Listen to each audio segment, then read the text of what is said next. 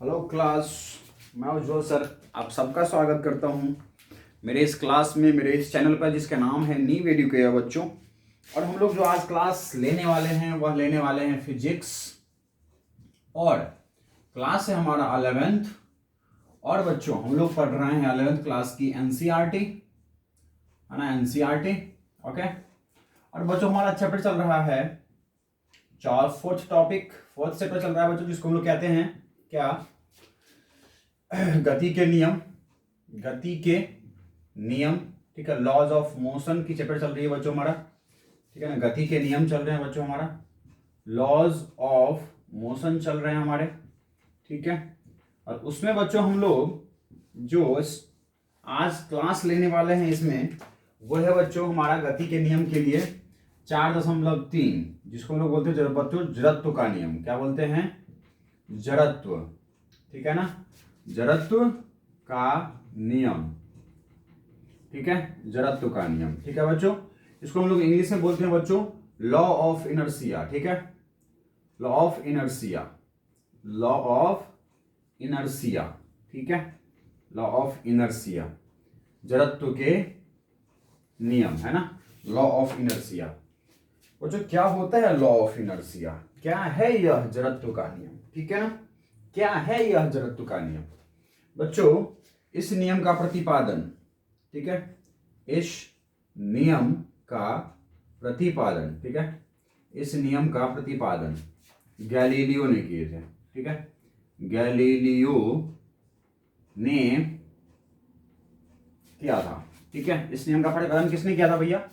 Galileo ने। ठीक है, यह एक नियम नहीं है बच्चों, यह एक नियम के बदले हम लोग कह सकते हैं कि यह एक निष्कर्ष था, यह एक, ठीक है, जड़त्व थी। ठीक है, एक जड़त्व थी जिस पर उन्होंने जो है ना कुछ कथन कहे। ठीक है, कुछ कथन कहा उन्होंने। ठीक है ना, उन्होंने जो है कुछ निष्कर्ष दिए। ठीक है, जड़त्व से संबंधित। ठीक है बच्चों, बच्चों गति से संबंधित प्राथमिक अवधारणा, गति से संबंधित जो प्राथमिक अवधारणा थी, प्राथमिक अवधारणा, ठीक है, प्राथमिक अवधारणा वह अरस्तु ने प्रारंभ किया। किसने प्रारंभ किया? अरस्तु ने प्रारंभ किया। ठीक है बच्चों, अरस्तु ने प्रारंभ किया। सबसे पहले बच्चों जो गति की अवधारणा थी वो किसने प्रारंभ किया? ठीक है, गति से संबंधित प्राथमिक अवधारणा जो है वो तो अरस्तु ने प्रारंभ किया। ठीक है, कहे तो गति से संबंधित का मतलब क्या है बच्चों? कि वस्तु की गति, ठीक है, एवं उस गति के कारक, उस गति के कारक बल के, ठीक है, जुड़े हुए, ठीक है, जुड़े हुए अवधारणा, ठीक है, पर प्राथमिक विचार व्यक्त किए, प्राथमिक विचार, ठीक है, व्यक्त किया। प्राथमिक विचार जो था बच्चों किस पर? गति पर। और गति जो उत्पन्न हो रहे हैं वो किससे उत्पन्न हो रहे हैं? किसका? गति का कारक कौन है बच्चों? बल। तो बल के कारण जो ये गति उत्पन्न हो रहे हैं, है ना, तो वो बल और गति के लिए जो है उन्होंने वह एक प्राथमिक विचार व्यक्त किया। ठीक है ना, प्राथमिक विचार व्यक्त किए वो। ठीक है बच्चों, तो सबसे पहले प्राथमिक विचार किसने व्यक्त किया? अरस्तु ने। इस अरस्तु की बातों को जो है बच्चों वह थोड़ी सी गैलीलियो साहब ने सबसे पहले सोचा अरस्तु की बातों को, और फिर उन्होंने अरस्तु को गलत साबित कर दिया। ठीक है ना, अरस्तु को जो है बच्चों वो घर बिठा दिया उन्होंने अपने सोच से। ठीक है ना, अपनी सोच से क्या कर दिया उन्होंने? घर बिठा दिया। ठीक है भैया, क्या किया गैलीलियो ने? ठीक है ना, गैलीलियो ने, ठीक है, गैलीलियो ने दो नत तल पर, ठीक है, एक प्रयोग किए। नत तल पर उन्होंने क्या किया? एक प्रयोग किए। ठीक है, क्या किया भाई? दो जो है नत तल लिए बच्चों। ठीक है ना, दो कौन से तल लिए? दो नत तल लिए, है ना, ये तल लिए। ठीक है, दो जो है वह नत तल लिए। ठीक है ना, दो उन्होंने नत तल लिए, ठीक है, दो नत तल लिए बच्चों, ये मैंने आपके साथ क्लास में डिस्कस किया था, ठीक है। इस पर बॉल छोड़ दिया, किसी बॉल को छोड़ दिया उन्होंने, यह बॉल चलते चलते चलते चलते यहाँ पर गया और यह बॉल फिर ऊपर जाने लगा और चलता गया, ठीक है। उन्होंने यह प्रयोग किया, ठीक है बच्चों। और तीसरा उन्होंने एक समतल सतह लिया जिस पर किसी गति करता हुआ वस्तु को छोड़ दिया, ठीक है, किसी गति करता हुआ वस्तु को क्या कर दिया उन्होंने, छोड़ दिया, ठीक है। या इस तरह से उन्होंने प्रयोग किया बच्चों, दो नत तल पर उन्होंने प्रयोग किया, ठीक है, और एक उन्होंने समतल पर अपना विचार व्यक्त किया, समतल पर गति कर रहे वस्तु के गति के बारे में उन्होंने विचार व्यक्त किया, ठीक है। इस तरह से बच्चों, ठीक है ना, दो प्रयोग किए उन्होंने, है ना, मतलब एक ही प्रयोग में उन्होंने दो चित्र को शामिल किया, उन्होंने अपना विचार व्यक्त किया। तो गैलीलियो ने दो नत तल लिए, नत तल एक प्रयोग किए, ठीक है, क्या किया, ठीक है, किसी गेंद को एक नत तल की ऊंचाई से, एक नत, ठीक है ना, एक नत तल की ऊंचाई से, एक नत तल की ऊंचाई से, ठीक है ना, एक नत तल की ऊंचाई से क्या किया, छोड़ दिया, ओके, छोड़ दिया। यह गेंद, ठीक है, यह गेंद नीचे आते हुए, ये ठीक है, यह गेंद नीचे आते हुए बच्चों, ये जो नत तल था हमारा वो कैसा था, घर्षण रहित था, ठीक है ना, घर्षण रहित था, कैसा था ये नत तल बच्चों, कैसा था, घर्षण रहित, लिख लेंगे ना आप इस बीच में, बिल्कुल, एक नत तल जो है वो घर्षण रहित था, है ना। तो एक नत तल घर्षण रहित की ऊंचाई से छोड़ दिया, यह गेंद नीचे आते हुए गति की, है ना, गति की अधिकतम प्रास तक पहुंच गया, अधिकतम प्रास तक क्या हो गया, वो पहुंच गया, ठीक है, अधिकतम प्रास तक पहुंच गया। बच्चों यहां से लेके यहां तक इस बिंदु पर ये जो गेंद है वो अपने अधिकतम वेग पर था बच्चों। अब इसको समतल मिला तो समतल पर ये इधर मुड़ने लगा, बोलिए हाँ है ना। फिर मुड़ते हुए देखा कि भाई एक नत तल हमारे लिए तैयार है, ठीक है, यही गेंद, ठीक है, कौमा, यही वेग से इसे दूसरे, ठीक है, दूसरे नत तल जो कि कैसे थे, अभी घर्षण रहित थे, कैसे थे, घर्षण रहित पर, ठीक है, चढ़ाया गया, ठीक है, क्या किया गया बच्चों, चढ़ाया गया, ठीक है, वो उसे उस पर चढ़ते हुए छोड़ दिया गया। तो देखा क्या उसने कि जब ये वस्तु, जब बच्चों ये जो गेंद नीचे आ रहा था वो क्या हो रहा था, त्वरित हो रहा था, क्या हो रहा था, त्वरित हो रहा था। और बच्चों जब ये ऊपर जा रहा था तो क्या हो रहा था, मंदित हो रहा था। मंदित का मतलब क्या होता है, उसके वेग में कमी आ रही थी, और त्वरित का मतलब क्या होता है, उसके वेग में वृद्धि हो रही थी, ठीक है, बोलिए हाँ या ना, बिल्कुल। चलिए बच्चों इसको मिटाया जाए पहले, बोले कोई समझने में तकलीफ आपको नहीं होना चाहिए।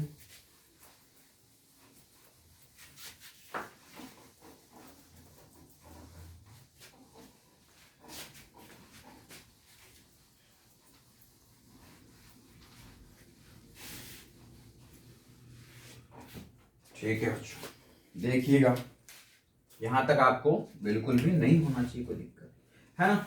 तो बच्चों इस नत, ठीक है, तल, इस नत तल पर गति क्या थे बच्चों, पहला तो त्वरित गति था, ठीक है, त्वरित गति थी, और दूसरी कैसी गति थी बच्चों, मंदित गति था।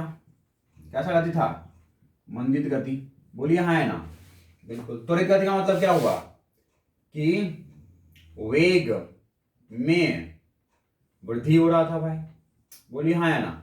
और मंदित गति का मतलब क्या होता है, वेग या फिर गति को ना भाई, गति में वृद्धि हो रहा था, और इसका मतलब क्या हुआ बच्चों कि गति में कमी आ रही थी, गति में क्या हो रहा था, कमी आ रहा था, बोलिए हाँ है ना, कोई दिक्कत नहीं है, नहीं होना चाहिए। चलो ठीक है बच्चों, आगे देखो कि यदि दोनों नत तल घर्षण रहित हैं, घर्षण रहित हैं तब यह गेंद उतनी ही, ठीक है ना, तब यह गेंद उतनी ही ऊंचाई पर पहुंचता है, उतनी ही ऊंचाई पर पहुंचता है, जितनी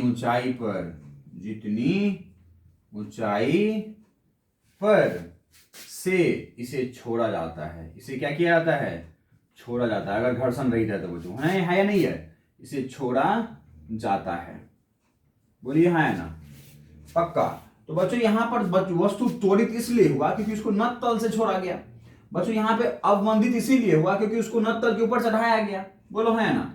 लेकिन अगर घर्षण रहित रहेगा तो ये यहां से आएगा और इधर को जाएगा। बोलिए हाँ है ना? जाएगा। तो उन्होंने कहा कि भाई आ रहा है और जा रहा है। तो यहां पर किसी वस्तु के गति में परिवर्तन इसलिए हो रहा है क्योंकि इसके ऊपर में एक बाह्य बल लग रहा है। कौन सा? गुरुत्वाकर्षण बल। भाई नीचे आते समय कौन सा बल लगेगा? गुरुत्वाकर्षण लगेगा, नहीं लगेगा? बिल्कुल। और ऊपर जाते समय गुरुत्वाकर्षण नीचे की ओर। तो बच्चों यहां पर वस्तु की गति में परिवर्तन इसलिए आ रहा है क्योंकि गुरुत्वाकर्षण बल लग रहा है, बाह्य बल। बोलो हाँ है ना? पक्का। बच्चों उन्होंने फिर कहा यदि इसी गेंद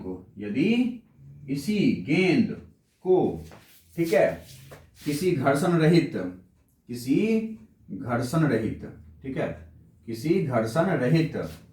ठीक है समतल पर गति करने दिया जाए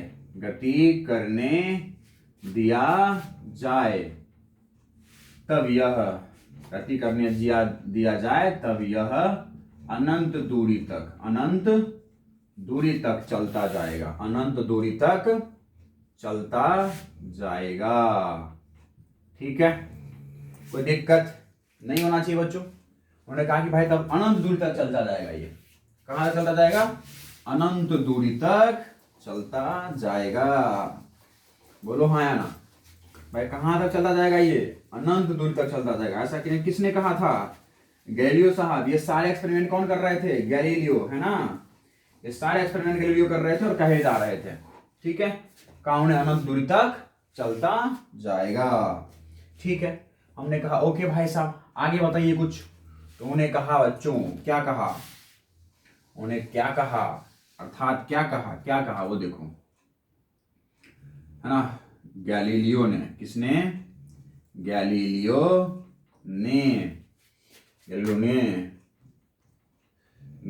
ने ठीक है इस प्रयोग के पश्चात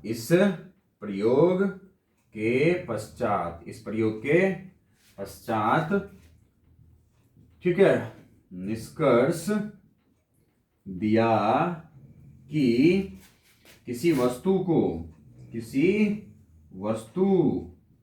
को विरामावस्था में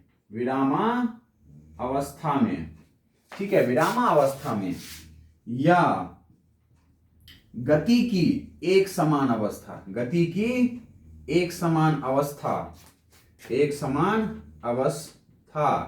ठीक है ना, एक समान अवस्था ठीक है तुल्य होते हैं। क्या होते हैं? तुल्य होते हैं। एक समान अवस्था क्या होता है? तुल्य होता है। क्यों? क्योंकि बच्चों विरामावस्था या गति की एक समान अवस्था बनाए रखने के लिए, क्या करने के लिए? बनाए रखने के लिए कोई बाह्य बल की आवश्यकता नहीं होती है। कोई बाह्य बल की आवश्यकता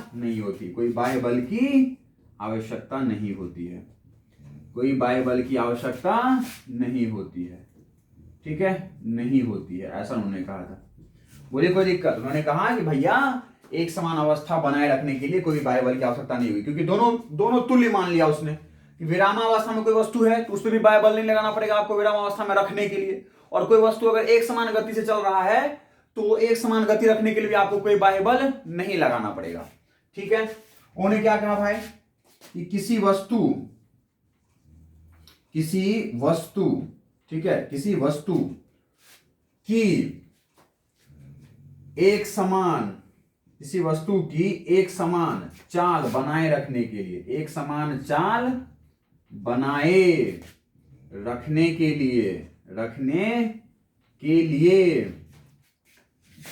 के लिए किसी बाह्य बल की आवश्यकता होती है, किसी बाह्य बल की आवश्यकता होती है, ठीक है, आवश्यकता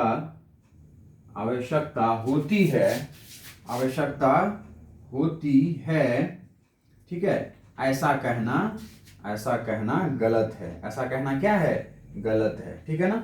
इसका मतलब है सीधा का सीधा जो है अरस्तु पे थप्पड़ मार रहे थे, ऐसा कह करके बोले कि ऐसा कहना गलत है भाई, ठीक है ना, ऐसा कहना क्या है? गलत है। ओके, कौन कह रहे थे ये भाई? ये हमारे कौन साहब कह रहे थे? बताओ कौन साहब कह रहे थे? ये कह रहे थे हमारे कौन भाई? गैलीलियो साहब। वो सीधा ऐसा लग रहा थप्पड़ मार रहे थे, है ना, ये सब कह करके। ठीक है बच्चों, कोई दिक्कत नहीं होना चाहिए। चलिए देखिए, उन्होंने कहा भाई कि बाइबल नहीं लगाना होता है, ठीक है ना। उन्होंने क्या कहा, ये देखो आगे, उन्हें कहा बच्चों कि किसी वस्तु की, ठीक है ना, एक समान चाल बनाए रखने के लिए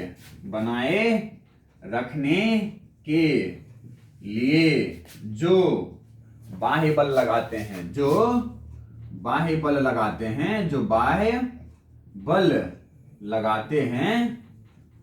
बल लगाते हैं, ठीक है, वह उस वस्तु पर, ठीक है, गति के विपरीत दिशा में, वस्तु पर गति के विपरीत दिशा में लग रहे घर्षण बल को शून्य करने के लिए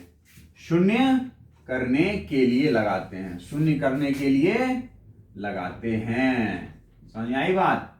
उन्हें कहा भाई जो ये आप कह रहे हो ना कि बाह्य बल लगाते हैं, वो वास्तव में वस्तु की एक समान गति बनाए रखने के लिए नहीं लगाते हैं, बल्कि वस्तु पे गति के विपरीत दिशा में घर्षण बल लग रहा था। उस घर्षण बल को शून्य करने के लिए जो है ना हम लोग बाह्य बल लगाते हैं। फिर बच्चों उन्होंने इसके बाद एक संशोधित परिभाषा दिया। इसके पश्चात उन्होंने ठीक है ना, उन्होंने यह बताया कि ठीक है, यह बताया कि यदि किसी वस्तु पर लग रहा नेट बल शून्य है तो वह वस्तु अपने ठीक है विराम अवस्था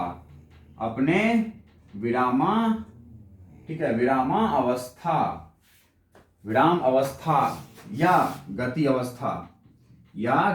अवस्था, ठीक है, गति अवस्था को एक समान बनाए रखेगा, चाहे वो गति की अवस्था हो बच्चों, चाहे वो विरामावस्था हो। अवस्था को क्या करेगा? वो एक समान बनाए रखेगा। बोलो हाँ या ना? क्या करता रहेगा? वो एक समान बनाए रखेगा। बोलो समझ में आई या नहीं आई? बिल्कुल। उन्होंने कहा भाई कि अगर आप बाहर से लग रहे घर्षण बल है ना, उस बल को अगर आप जीरो कर दोगे तो वह विरामावस्था और गति अवस्था में क्या करेगा? बना हुआ रहेगा। ठीक है ना। तो वास्तव में जो हम लोग बाह्य बल लगाते हैं वो तो बाहर से लग रहे गति के विपरीत दिशा में लग रहे घर्षण बल को जीरो करने के लिए लगाते हैं। समझ में आई नहीं आई? बिल्कुल बच्चों। तो इसलिए इसे, ठीक है, इस कथन को या नियम को, ठीक है, जड़त्व का नियम कहते हैं। क्या कहते हैं? जड़त्व का नियम कहते हैं। जड़त्व का नियम कहते हैं बच्चों। और जड़त्व का अर्थ होता है, ठीक है, जड़त्व का अर्थ होता है परिवर्तन का प्रतिरोध। परिवर्तन का प्रतिरोध या विरोध। परिवर्तन का प्रतिरोध या विरोध, ठीक है, परिवर्तन का प्रतिरोध या विरोध, ठीक है ना। और इस नियम से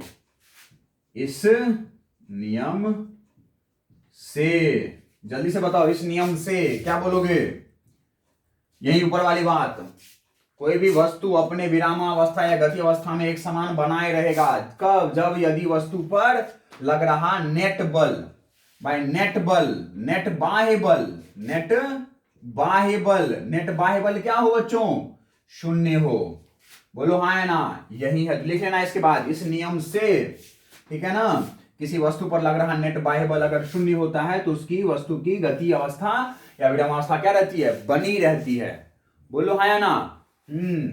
और वस्तु, इसके बाद लिख लेना कि और वस्तु, ठीक है, अपने, ठीक है, अपने इस स्थिति में परिवर्तन का विरोध करता है। परिवर्तन का विरोध करता है। परिवर्तन का क्या करता है? विरोध करता है। जब तक नेट बाह्य बल क्या है? शून्य है, ठीक है। या फिर जब तक कोई नेट बाह्य बल नहीं लगाया जाता बच्चों, तब तक वह वस्तु अपने इस स्थिति में परिवर्तन का क्या करता रहेगा? विरोध करता रहेगा। कि विरामावस्था में है तो विरामावस्था में परिवर्तन का विरोध करेगा। कब? जब तक बाह्य बल नहीं लगे उस पर। जब तक नेट बाह्य बल शून्य है तब तक वो गति अवस्था में बना रहेगा और विरामावस्था में बना रहेगा, ठीक है। समझ में आ गई? थैंक यू वेरी मच बच्चों। इस टॉपिक में इतना ही कुछ था, इस टॉपिक से इतना ही कुछ प्राप्त हुआ है। आपको मजा आया होगा, उम्मीद करते हैं। नेक्स्ट टॉपिक में नेक्स्ट वीडियो में मिलेंगे। Thank you very much. Good night.